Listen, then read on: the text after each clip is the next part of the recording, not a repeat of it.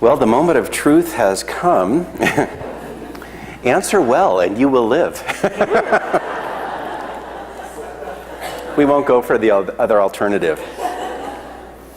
You know, some of you are old enough to remember when Johnny Carson was the host of The Tonight Show. And one of the characters that he often repeated was Karnak. And Karnak had a turban, and he was a sort of clairvoyant. And Ed McMahon, who was the side man on The Tonight Show, would give Karnak a hermetically sealed envelope. And Karnak would hold it up to his head and give the answer. So I thought about asking for these two to guess, like, what's the answer to the first question? Blue. Blue. Yes. Yes. Okay. Why, when Crossan et al. Show us how much of Scripture is not authentic, original to Jesus, Paul, etc., do we continue to value it and preach on it? So, yes and blue are the answers. It's true. So, to restate it, why, when historical Jesus scholars show us how much of Scripture is not authentic, original to Paul or Jesus, etc., do we continue to value it and preach on it? So I assume it being the parts that historical Jesus scholars in their ilk would say are not original to the author. Do either of you want to go for it? So it seems to me that all of our Scripture is a step removed from the actual what happened when it happened. You know, we didn't have a newspaper reporter who was sitting there writing it all down that day. So everything we have is a step removed. The question is how far removed? But it's also been preserved in the discussion of a community. And so what we do have is authentic discussion of the real questions that the early Christian community was facing about their encounters with Jesus. And so we're overhearing those conversations. And that's as close as we're going to get to our chance to actually overhear Jesus himself. You know, we're hearing his followers and his followers' followers. And so if we're going to have any knowledge at all, that's where we're going to find knowledge. Yeah. That's, what I was going to say. I was going to bring in Moses, too, that just because we have stories about Moses, and they say Moses wrote these, but we know he didn't. And yet we still value these stories so much because of what it does tell us about the communities and how they related with God and how they came to understand God. And doesn't that help us figure out how do we ourselves relate to God in our everyday circumstances? Well done, you two. We'll just leave it at that. What does the teaching, blessed are the meek, for they shall inherit the earth, mean? Because it sure doesn't seem to work that way in reality. It seems the aggressive take over the earth historically. Okay, you know. No. Great question. I'll take a crack at it. When we say meek, it's not the best translation from the Greek. It's a hard word to translate from the Greek. But I think sometimes, you know, we have a saying in English that the squeaky wheel gets the grease, right? And that seems to fly in the face of the meek shall inherit the earth. And there's a line in Camelot, the Lerner and Lowe musical, that says, "It's not the earth the meek inherit; it's the dirt." But I don't think that's true in the final analysis. Who knows what we're going to inherit? What we see is the very short term. We see our retirement statements arrive on a quarterly basis and say, ooh, it looks like I'm going to be working well into my 70s. Or we see one more bill come in our mailbox than we have money to pay this month. Or we experience, you know, we hear about all kinds of illness whenever we do prayers of the people. And I think it's not so much meek as it is knowing who we are, knowing whose we are, and knowing our place in the universe.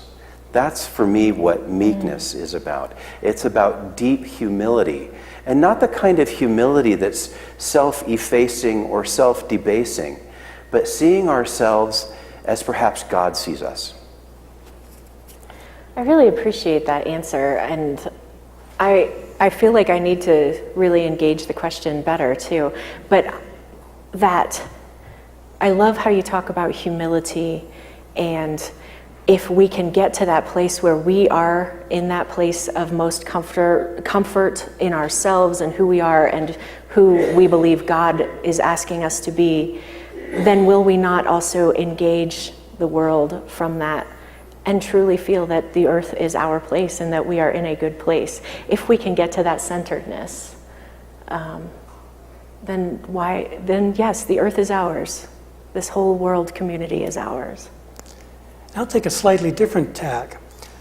History is written by the winners.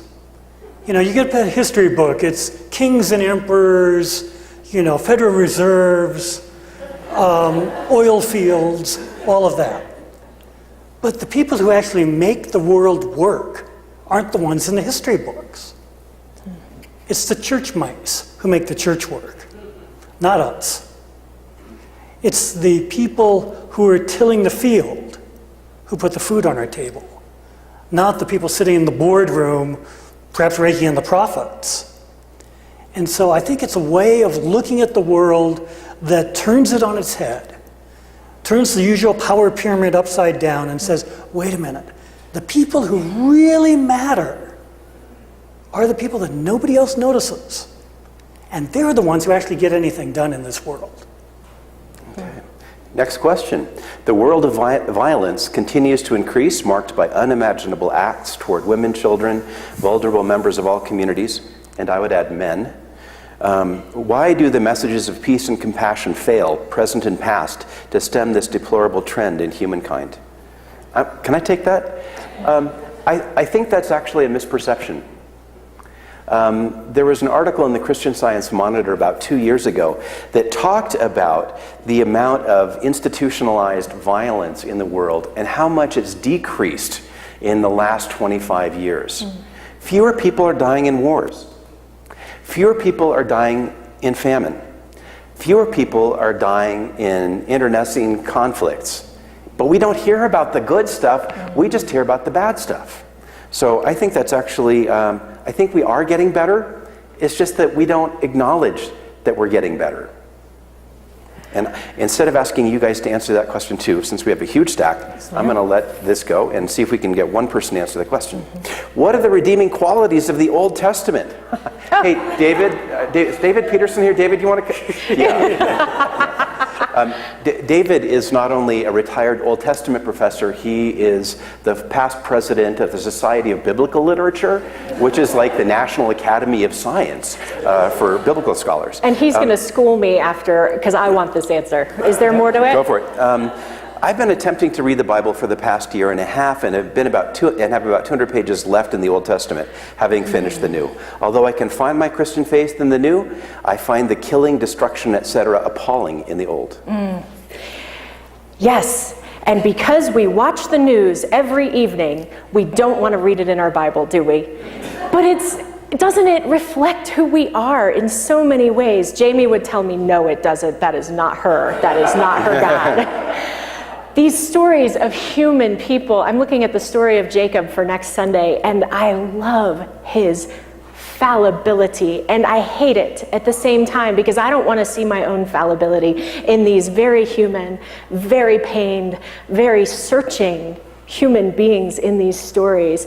I don't believe that the Bible is this is your instruction manual, and now go out and take your enemy's children and bash their heads against the stone. No. For me, it's an experience of entering into other people's lives, entering into their engagement with the reality of the pain and the fear that we all are also experiencing. How did they do it? What would I like to follow? What would I like to definitely not mimic? The stories of the Old Testament are stories of people trying to get it right and failing. And we are people trying to get it right and failing over and over. So when I look at Jacob and I think, gosh, I hate the way you took your brother's birthright, and how could you? And yet, I just asked Mark before coming up, were you a middle child too? Because Hal and I are both middle children. I hate that my brother was older than me. I have in so many ways said, nope, mine.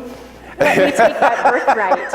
And so I see myself in Jacob, and I see myself in so many of the others. So read it and say, yes, I do not want to be Abraham in this story. Don't be, but acknowledge that these are human beings just like us, trying to make their way, and that we don't always get it right either. And thank God we have them to show us that we don't have to get it right and still be beloved and still be a part of this community and still be a part of God's world and children. So now David can talk.